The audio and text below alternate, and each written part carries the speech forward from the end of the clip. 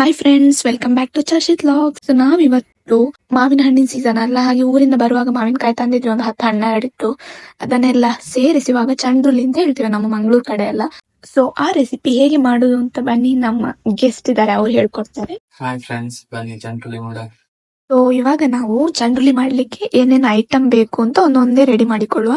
ಫಸ್ಟಿಗೆ ನಮಗೆ ತೆಂಗಿನಕಾಯಿ ಬೇಕು, ಹಾಗಾಗಿ ನಾವು ತೆಂಗಿನಕಾಯನ್ನು ಒಡ್ದು ನೋಡಿ, ನಮ್ಮ ಹತ್ರ ತೆಂಗಿನಕಾಯಿ ತುರಿಲಿಕ್ಕೆ ಏನು ಇಲ್ಲ, ಹಾಗಾಗಿ ನಾನು ಯೂಶುವಲಿ ಹೀಗೆ ಮಾಡ್ತೀನಿ. ಅದನ್ನು ಕಟ್ ಮಾಡಿ ಮತ್ತೆ ಮಿಕ್ಸಿಯಲ್ಲಿ ಹಾಕಿ ನಾವು ಗ್ರೈಂಡ್ ಮಾಡ್ಕೊಳ್ಬಹುದು. ಈ ಸಲ ತೆಂಗಿನಕಾಯಿ ಹೊಡೆದದ್ ನೋಡಿ ಒಟ್ರಾಶಿ ಆಯ್ತು, ಹಾಗಾಗಿ ನೋಡಿ ಇಲ್ಲಿ ನೋಡಿದ್ರೆ ಗೊತ್ತಾಗ್ಬೋದು, ಚಿಪ್ಪು ಒಟ್ರಾಶಿ ಹೊಡೆದೋಗಿದೆ. ಬನ್ನಿ ಹಾಗೆ ಇದನ್ನೆಲ್ಲ ರೆಡಿ ಮಾಡಿಕೊಳ್ಳುವ, ಬೇಗ ಬೇಗ ತುಂಡು ಮಾಡಿಕೊಂಡು.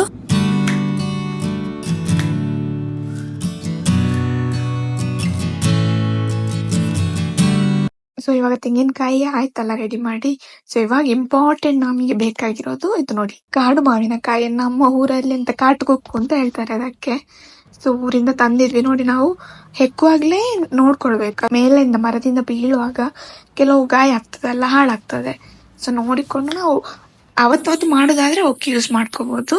ಸ್ಟೋರ್ ಮಾಡೋದಾದ್ರೆ ನಾವು ಚೆನ್ನಾಗಿರೋದನ್ನ ನೋಡಿ ಸ್ಟೋರ್ ಮಾಡ್ಕೊಂಡ್ರೆ ಒಳ್ಳೇದು. ಇವಾಗ ನೀಟಾಗಿ ತೊಳೆದು ನೋಡಿ, ಅದರ ತೊಟ್ಟನ್ನೆಲ್ಲ ತೆಗ್ದಿದ್ದೇವೆ. ಅದಾದ್ಮೇಲೆ ಹೀಗೆ ಪೀಸ್ ಮಾಡ್ಕೊಂಡು ನಾವು ಸಿಪ್ಪೆಯನ್ನು ಮಾತ್ರ ಫಸ್ಟ್ ತೆಗಿಬೇಕು. ಎಲ್ಲ ಸಿಪ್ಪೆಯನ್ನು ತೆಗಿ ಒಂದೊಂದೇ ಆಗಿ. ಆಮೇಲೆ ನಾವು ಮಾವಿನಕಾಯನ್ನು ಹಿಂಡಿ ಜ್ಯೂಸ್ ತರ ಮಾಡ್ಕೊಳ್ಬೇಕು. ನೋಡಿ ಈ ತರ ಸಿಪ್ಪೆಯನ್ನು ಕೂಡ ಹಿಂಡಿಕೊಳ್ಬೇಕು, ಮಾವಿನ ಹಣ್ಣನ್ನು ಕೂಡ ಹಿಂಡಿ ಈ ತರ ರಸ ತೆಗಿಬೇಕು. ನೀವ್ ಯಾರಾದ್ರೂ ಮಂಗಳೂರು ಸೈಡ್ ನವರು ಈ ವಿಡಿಯೋ ನೋಡ್ತಿದ್ರೆ ಆಸೆ ಆಗ್ಬೋದು ನಿಮ್ಗೆ. ಇವಾಗ ಮತ್ತೆ ಈ ಮಾವಿನ ಹಣ್ಣು ಕೂಡ ಕಮ್ಮಿ ಆಗಿದೆ. ಅಂದ್ರೆ ಎಲ್ಲ ಮರ ಎಲ್ಲ ಕಡ್ದು ತೋಟ ಎಲ್ಲ ಹಾಕ್ತಾರಲ್ಲ, ಆ ಟೈಮಲ್ಲೆಲ್ಲ ಮಾವಿನ ಮರ ಕಡ್ದು ಮಾವಿನ ಮರಗಳೇ ಕಮ್ಮಿ ಆಗಿದೆ ಎಲ್ಲ. ಮತ್ತೆ ಹೈಬ್ರಿಡ್ ನಡ್ತಾರಲ್ಲ. ಮತ್ತೆ ಇವಾಗ ಮಳೆ ಸೀಸನ್ ಅಲ್ಲ, ಮಳೆ ಒಂದ್ಸಲ ಜೋರು ಬಂದ ಮೇಲೆ ಗಾಳಿ ಎಲ್ಲ ಬರತ್ತಲ್ಲ, ಮಳೆ ಸ್ವಲ್ಪ ಕಮ್ಮಿ ಆಗಿ ಕಾಂಪಿಟೇಷನ್ ಆಗತ್ತೆ. ಮಕ್ಕಳೆಲ್ಲ ಇದ್ರೆ ಮನೆಯಲ್ಲಿ ತೊಟ್ಟೆ ಹಿಡ್ಕೊಂಡು ಓಡುದು, ನಮಗೆ ಯಾರಿಗೆ ಜಾಸ್ತಿ ಆಗತ್ತೆ, ಜಾಸ್ತಿ ಸಿಗ್ತದೆ ಮಾವಿನ ಹಣ್ಣು ಅಂತ ಯೋಚನೆ ಮಾಡುವಾಗ ಚಿಕ್ಕ ಮಕ್ಕಳಾಗಿದ್ದಾಗ ನಾವು ಈ ತರ ಮಾಡ್ತಿದ್ವಲ್ಲ, ಅದೆಲ್ಲ ನೆನಪಾಗ್ತದೆ. ಇವಾಗ ಎಲ್ಲ ಮಾವಿನ ಹಣ್ಣಿತ್ತು ನೋಡಿ, ಸಿಪ್ಪೆಲ್ಲ ತೆಗ್ದಾಯ್ತು. ಇನ್ನು ನಾವು ಎಲ್ಲ ಚೆನ್ನಾಗಿ ಹಿಂಡಿ ಇದು ರಸ ಎಲ್ಲ ಅದು ಹೊರಗಡೆ ಬರ್ಬೇಕು, ಅಂದ್ರೆ ಸಪ್ರೇಟ್ ಮಾಡ್ಬೇಕು, ಸಿಪ್ಪೆದು ಕೂಡ ಮಾವಿನ ಹಣ್ಣಿದು ಕೂಡ. ಈ ರೆಸಿಪಿ ಮಾತ್ರ ತುಂಬಾ ಸುಲಭ ಮಾಡ್ಲಿಕ್ಕೆ, ಬೇಯಿಸ್ಲಿಕ್ಕೆಲ್ಲ ಎಂತ ಇಲ್ಲ. ಅದೇ ಮಿಕ್ಸಿಯಲ್ಲಿ ಒಂದ್ಸಲ ಎಲ್ಲ ಸಾಮಾನೆಲ್ಲ ಹಾಕಿ ಗ್ರೈಂಡ್ ಮಾಡ್ಲಿಕ್ಕೆ ಉಂಟು, ಅದು ಬಿಟ್ರೆ ಬೇರೆ ಎಂತ ಮಾಡ್ಲಿಕ್ಕೆ. ಮತ್ತೆ ಲಾಸ್ಟ್ ಒಂದು ಒಗ್ಗರಣೆ ಕೊಟ್ರೆ ಆಯ್ತು. ಹೀಗಾಗಿ ಆಗುವಂಥದ್ದು. ಮಳೆಗಾಲದಲ್ಲೆಲ್ಲ ಏನು ಸಿಗುದಿಲ್ಲ ಅಲ್ಲ ಆ ಟೈಮಲ್ಲಿ.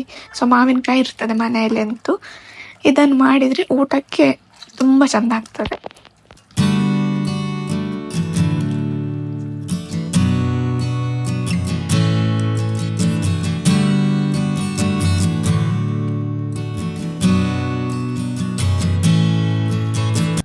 ಇವಾಗ ನಾವು ಮಿಕ್ಸಿಗೆ ಏನೇನೆಲ್ಲ ಹಾಕ್ಲಿಕ್ಕೆ ಐಟಮ್ ಬೇಕು ಅಂತ ನೋಡುವ.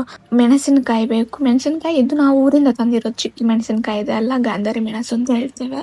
ನಿಮಗೆ ಯಾವ್ದು ಬೇಕಾದ್ರೂ ಯಾವ ಮೆಣಸಿನಕಾಯಿ ಕೂಡ ಹಾಕ್ಬೋದು, ನಿಮ್ಗೆ ಎಷ್ಟು ಖಾರ ಬೇಕು ನೋಡ್ಕೊಂಡು ಹಾಕಿ.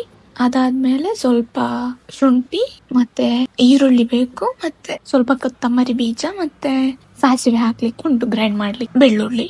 ಇಷ್ಟು ಐಟಮ್ ಹಾಕಿದ್ರೆ ಸಾಕು. ಅಂದ್ರೆ ನಾರ್ಮಲ್ ನೀವು ತೆಂಗಿನಕಾಯಿ ಚಟ್ನಿ ಮಾಡ್ತೀವಲ್ಲ, ಅಂದ್ರೆ ಜಾಸ್ತಿ ಏನು ಐಟಮ್ ಹಾಕ್ಬೇಡಿ. ಪ್ಲೇನ್ ತೆಂಗಿನಕಾಯಿ ಚಟ್ನಿ ಮಾಡ್ತೀವಲ್ಲ, ಅದಕ್ಕೆ ಏನೇನು ಐಟಮ್ ಬೇಕು ಅದನ್ನ ಹಾಕಿದ್ರೆ ಆಯ್ತು.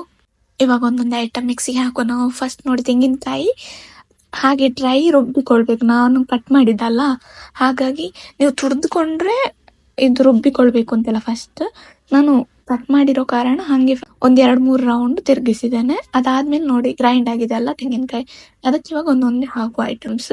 ಬೆಳ್ಳುಳ್ಳಿ ಆಯ್ತು, ಮೆಣಸಾಯ್ತು, ಅದಾದ್ಮೇಲೆ ಈರುಳ್ಳಿ,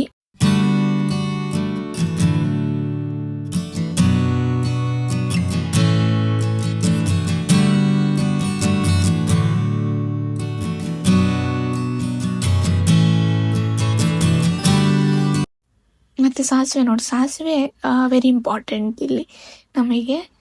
ಅದಾದ್ಮೇಲೆ ಸ್ವಲ್ಪ ಕೊತ್ತಂಬರಿ ಬೀಜ ಹಾಕಿದ್ರೆ ಮೋಸ್ಟ್ ಆಫ್ ದ ಐಟಮ್ ಎಲ್ಲ ಮುಗೀತು ನಮಗೆ ಗ್ರೈಂಡ್ ಮಾಡ್ಲಿಕ್ಕೆ. ಇನ್ನು ಗ್ರೈಂಡ್ ಮಾಡುವ ಬನ್ನಿ.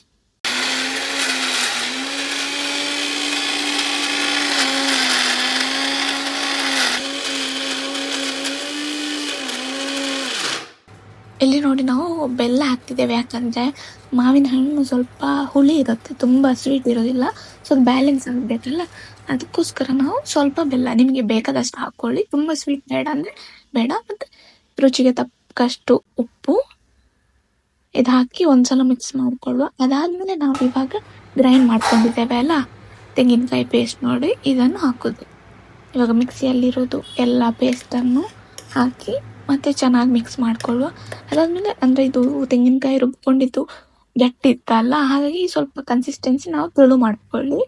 ಸ್ವಲ್ಪ ಮಾವಿನ ಹಣ್ಣಿದ್ದು ರಸ ಇರ್ತದೆ, ಸೊ ಹಾಗಾಗಿ ನೋಡ್ಕೊಂಡು ಹಾಕ್ಬೇಕು. ತುಂಬಾ ನೀರಾದ್ರೂ ಅಷ್ಟು ಚೆನ್ನಾಗಾಗಲ್ಲ. ಸೊ ಒಂದ್ ಸ್ವಲ್ಪ ಮೀಡಿಯಂ ದಪ್ಪ ತರ ಮಾಡ್ಕೊಂಡು ನೀರೆಲ್ಲ ಹಾಕೊಂಡು ಕನ್ಸಿಸ್ಟೆನ್ಸಿ ನಿಮಗೆ ಬೇಕಾದಾಗೆ ರೆಡಿ ಮಾಡ್ಕೊಳ್ಳಿ. ನೋಡಿ ನಾವಿದು ಮಿಕ್ಸಿಯನ್ನು ಸ್ವಲ್ಪ ನೀರು ಹಾಕಿ ಅದನ್ನು ಇವಾಗ ಮಾವಿನ ಹಣ್ಣಿನ ರಸಕ್ಕೆ ಮಿಕ್ಸ್ ಮಾಡ್ಕೊಳ್ತಿದ್ದೇವೆ.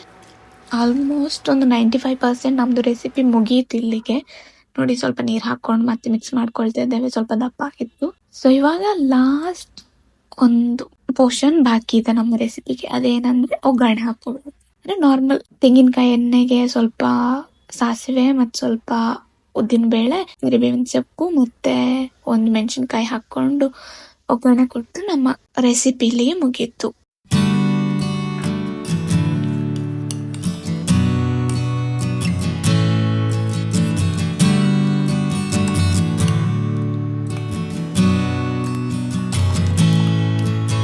ಸೊ ಇವಾಗ ನಮ್ದು ಡಿಶ್ ರೆಡಿ ಆಯ್ತಲ್ಲ, ಇವಾಗ ಒಂದು ಪಾತ್ರೆಯಲ್ಲಿ ಚೆನ್ನಾಗಿ ನೀಟಾಗಿ ಹಾಕಿ ಒಂದು ಫೋಟೋ ತೆಗಿಲಿಕ್ಕೆ ಇಡುವ. ಬನ್ನಿ. ಮಾವಿನ ಹಣ್ಣಿನ ಸೀಸನ್ನಲ್ಲಿ ಇದೊಂದು ತುಂಬಾ ಈಸಿಯಾಗಿ ಮಾಡುವಂತ ಡಿಶ್. ಅಂದ್ರೆ ತುಂಬಾ ಐಟಮ್ಸ್ ಕೂಡ ಬೇಕು ಅಂತಿಲ್ಲ ಅಲ್ಲ. ಇವಾಗ ಮಸಾಲ ಅದಿದು ನಾವೀಗ ಫಾರ್ ಎಕ್ಸಾಂಪಲ್ ಬಿರಿಯಾನಿ ಮಾಡೋದು ಅಂತ ಹೇಳುವಾಗ್ಲೂ ಅದಕ್ಕೆ ಚಕ್ಕೆ ಅಂತೆ ಲವಂಗ ಆ ಥರ ಏನೇನೋ ಐಟಮ್ಸ್ ಬೇಕಲ್ಲ. ಇದಕ್ಕೆ ಆ ಥರ ಏನೂ ಇಲ್ಲ, ಬೇಸಿಕ್ ಐಟಮ್ಸ್ ಇದ್ರೆ ಸಾಕು ಮನೆಯಲ್ಲಿ. ಸೊ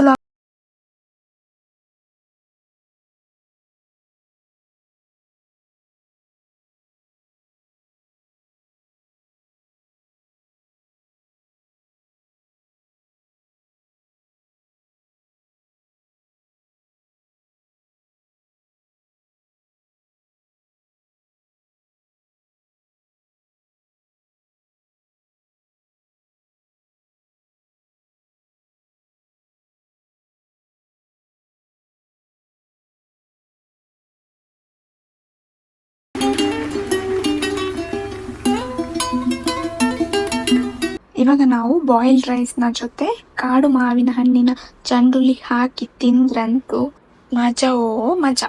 ಸೊ ಈ ಸಿಂಪಲ್ ಅಂಡ್ ಕ್ವಿಕ್ ಆಗಿ ಮಾಡುವ ಮಾವಿನ ಹಣ್ಣಿನ ರೆಸಿಪಿಯ ವಿಡಿಯೋ ಇಷ್ಟ ಆಗಿದ್ರೆ ಪ್ಲೀಸ್ ನಮ್ಮ ಚಾನಲ್ ಚೋಷಿತ್ ವ್ಲಾಗ್ಸ್ ಅನ್ನ ಸಬ್ಸ್ಕ್ರೈಬ್ ಮಾಡಿ, ಹಾಗೆ ಕಮೆಂಟ್ ಮಾಡಿ, ಲೈಕ್ ಮಾಡಿ, ಶೇರ್